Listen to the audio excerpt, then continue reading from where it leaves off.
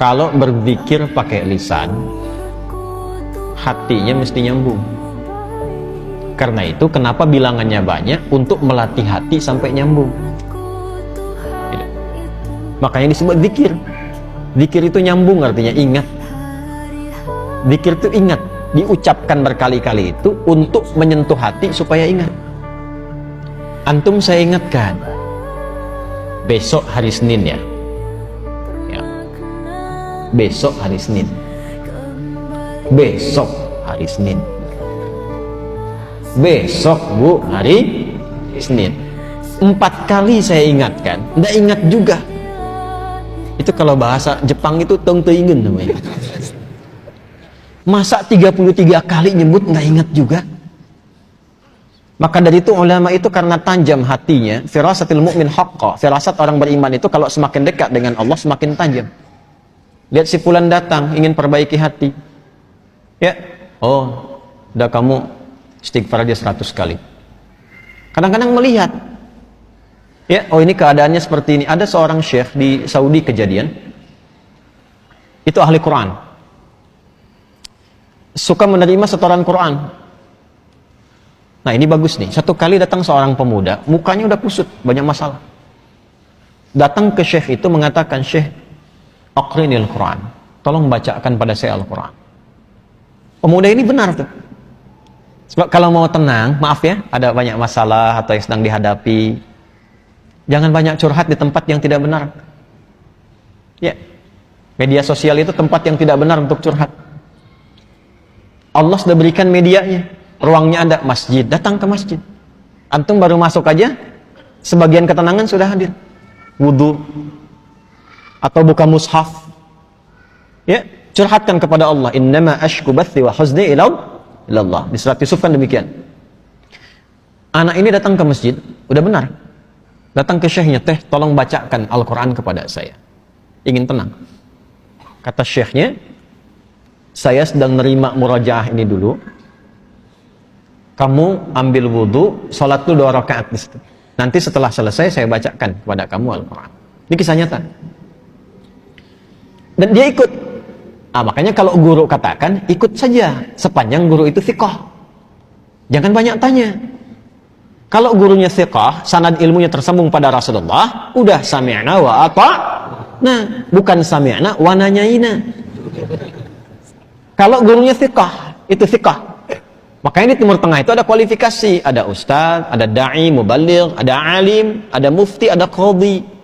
Kalau mufti sudah ngasih fatwa, jangan ditanya, itu aib. Apalagi ilmunya nggak nyampe. Ya, cuma problemnya kan di kita disebut ustaz semua. Sehingga sulit bedakan mana yang thiqah, mana yang tidak thiqah. Tapi kan kelihatan dari kapabilitasnya, latar belakangnya macam-macam. Kalau ada orang thiqah, ikuti. Itu diikuti wudhu beliau, langsung ke bagian terdepan sholat, saf depan.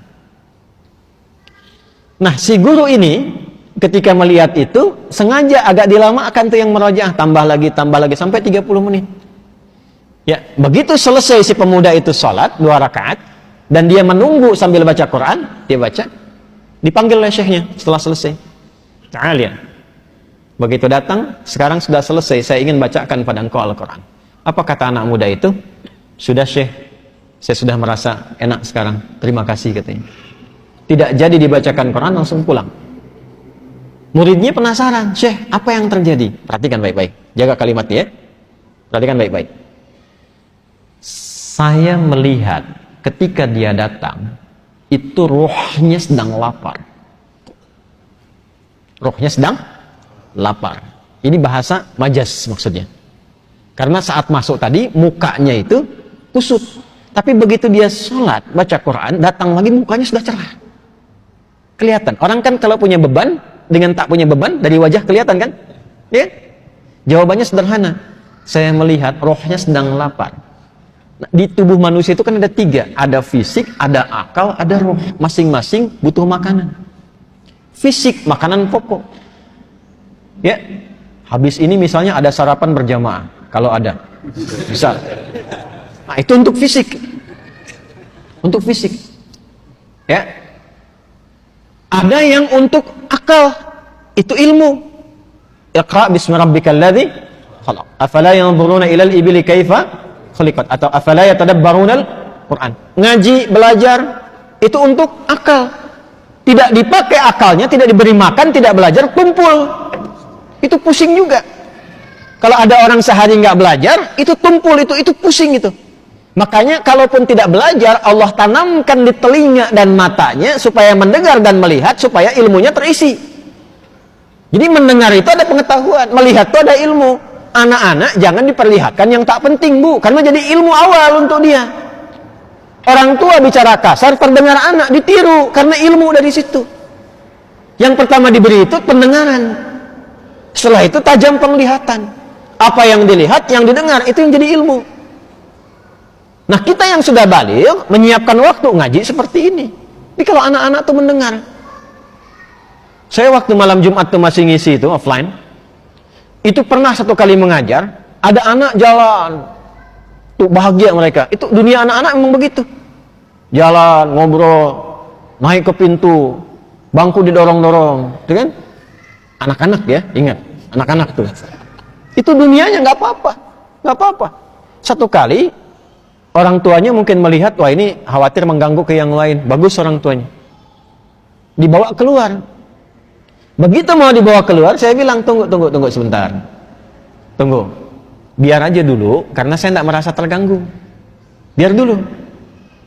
Boleh jadi orang tua yang menyimak pun, maaf, yang ditangkap tidak lebih banyak daripada anak itu yang kelihatan bermain. Saya tanya anaknya, dia mampu mengulang apa yang saya sampaikan. Yang bapaknya belum tentu bisa. Dari situ masuk ya tuh. Ilmu masuk dari situ. Nah, seperti halnya fisik butuh makanan, akal butuh makanan, ini roh pun butuh makanan. Karena roh itu sumbernya dari Allah, hanya Allah yang tahu. Allah yang siapkan menunya. Kalau akal sekarang bebas milih, karena universal, Allah tebarkan umum. Makanya jangankan yang muslim, yang non-muslim pun bisa belajar, bisa pintar juga. Makanan universal. Jangankan yang beriman, yang tak beriman pun makan juga secara fisik. Tapi roh ini nggak bisa dicari.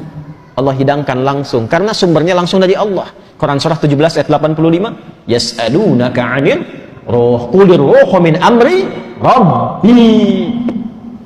Roh itu dari Allah. Karena itu menunya langsung Allah berikan. Itulah menu yang terkumpul dalam ibadah. Sholat, baca Quran, itu semua itu kebutuhan roh. Jadi kalau nggak sholat, gelisah rohnya. Cari terus gitu. Meditasi apa macam-macam, cari. Karena nggak dapat bagiannya. Syekh itu mengatakan, itu rohnya sedang lapar. Begitu diberikan makanannya, kembali sehat. Demikian.